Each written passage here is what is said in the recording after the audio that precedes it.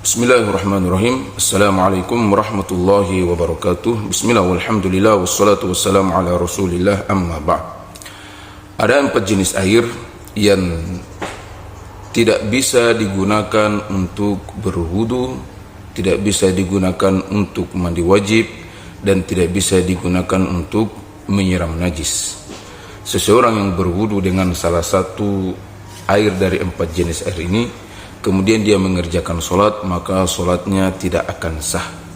Seseorang yang bajunya misalnya terkena najis, kena cipratan air kencing, lalu mencuci bajunya dengan salah satu dari 4 jenis air yang akan kita sebutkan, maka meski bajunya bersih tapi masih menyisakan najis, masih dianggap bernajis, sehingga kalau dia solat mengenakan pakaian tersebut, maka solatnya tidak sah karena dia tidak suci dari najis.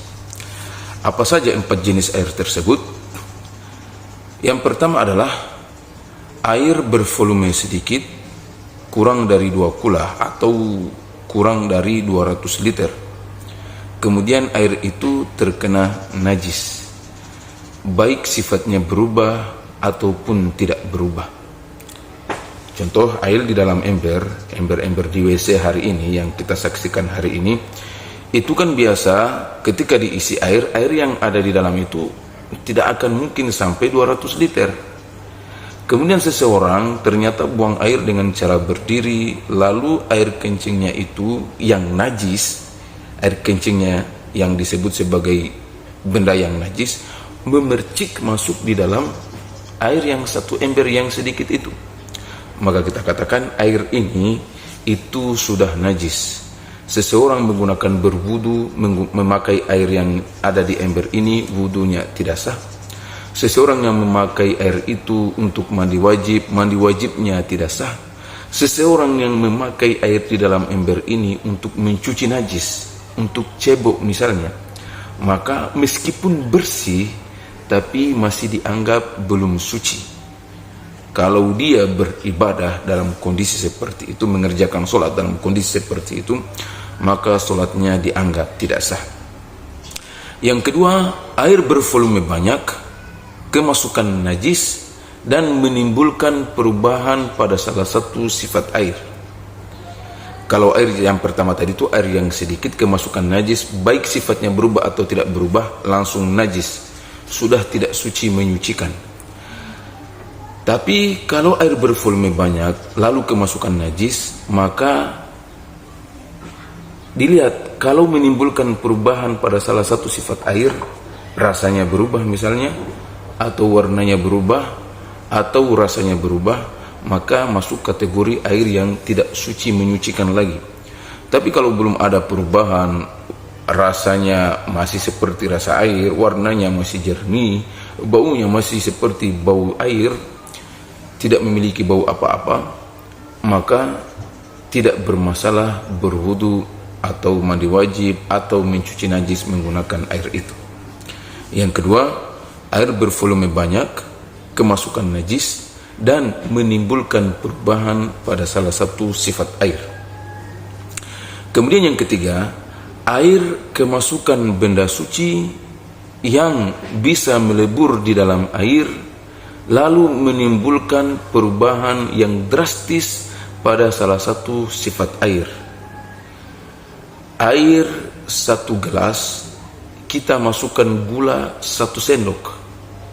Gula adalah benda suci yang bisa melebur di dalam air, dan gula yang 1 sendok itu kita pasti katakan bisa merubah sifat air. Tadi rasanya tidak memiliki rasa apa-apa, ketika kita masukkan gula 1 sendok, rasanya langsung berubah. Maka air gula yang di dalam gelas ini itu sudah tidak bisa lagi digunakan berwudu, tidak bisa digunakan mandi wajib, dan tidak bisa digunakan untuk mencuci najis. Atau kita ambilkan contoh hari ini, misalnya air teh gelas.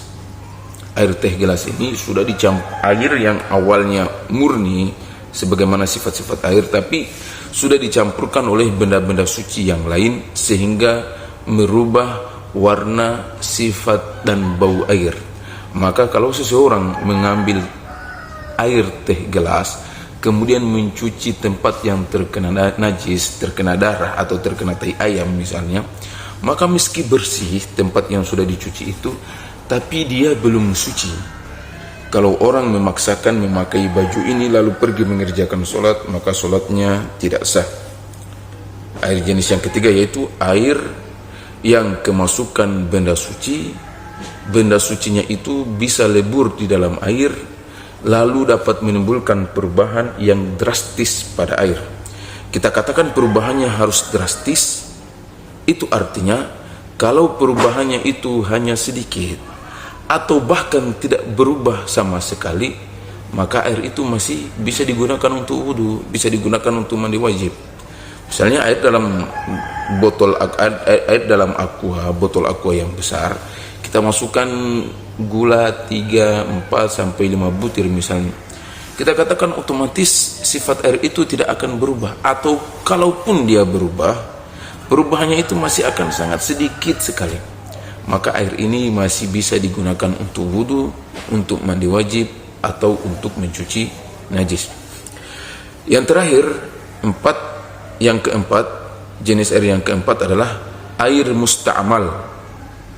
Air musta'mal itu definisinya perlu kita ketahui adalah air bekas bersuci yang wajib. Air bekas bersuci yang wajib. Apa saja air bekas bersuci yang wajib itu?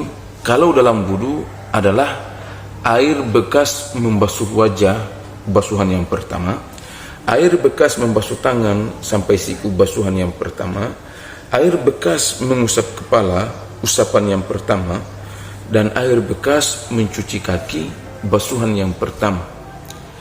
Kalau air basuhan yang kedua, air basuhan yang ketiga, atau air kumur-kumur, atau air mencuci tangan di awal wudu, itu tidak masuk kategori air musta'mal. Air musta'mal itu dalam wudu adalah air bekas mencuci wajah yang pertama, basuhan yang pertama, air bekas membasuh tangan, basuhan yang pertama, air bekas mengusap yang kepala, usapan yang pertama, dan air bekas mencuci kaki, basuhan yang pertama. Kemudian kalau dalam mandi adalah air bekas siraman pada seluruh badan yang pertama. Saat seorang mandi wajib, kemudian menyiram kepala, dia meniatkan untuk mandi wajib, maka semua air yang menetes dari kepalanya itu dikatakan air musta'mal. Yang terakhir adalah air bekas mencuci najis. Ada najis di lantai, kemudian seseorang menghilangkan benda najisnya sehingga tempat itu sudah tidak ada najisnya lagi, tapi masih dihukum bernajis. Kemudian seseorang menyiramkan air di atasnya, maka air bekas menyiram air ini dikatakan sebagai air musta'mal.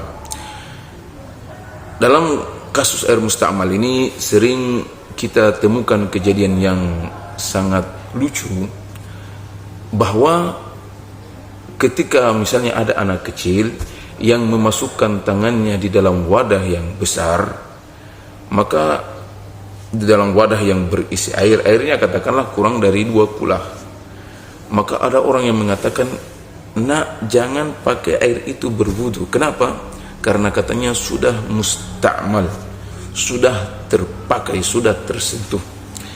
Ingat, itu bukan air musta'mal namanya. Air musta'mal itu harus air bekas bersuci yang wajib, air bekas berwudu, air bekas mandi wajib, dan air bekas mencuci najis. Jangan pernah menggunakan salah satu dari air yang 4 jenis ini. Jangan menggunakan air sedikit yang sudah terkena najis. Jangan pernah menggunakan air bervolume banyak yang kemasukan najis lalu merubah salah satu sifatnya. Jangan pernah menggunakan air yang sudah tercampur benda suci dan menimbulkan perubahan sifat yang drastis bagi air. Dan yang keempat, jangan pernah menggunakan air musta'mal, yaitu air bekas bersuci yang wajib. Kalau menggunakan salah satu dari 4 ini digunakan untuk berwudu, ingat, wudu tidak sah. Salah satu dari 4 jenis air ini digunakan untuk mandi wajib, ingat, mandi wajib tidak sah. Salah satu dari 4 jenis air ini digunakan untuk mencuci tempat yang terkena najis, ingat, tempat yang terkena najis itu walau sudah bersih, tapi belum suci. Di dalam sholat yang dikehendaki adalah suci, bukan bersih. Seseorang yang tidak suci karena masih berhadas kecil, dan seseorang yang tidak suci karena masih ada najis di pakaiannya, di tubuhnya, atau di tempat sholatnya, lalu dia mengerjakan sholat dalam posisi seperti itu, maka sholat yang dikerjakannya itu akan dianggap tidak sah. Demikian, semoga bermanfaat. Wassalamualaikum warahmatullahi wabarakatuh.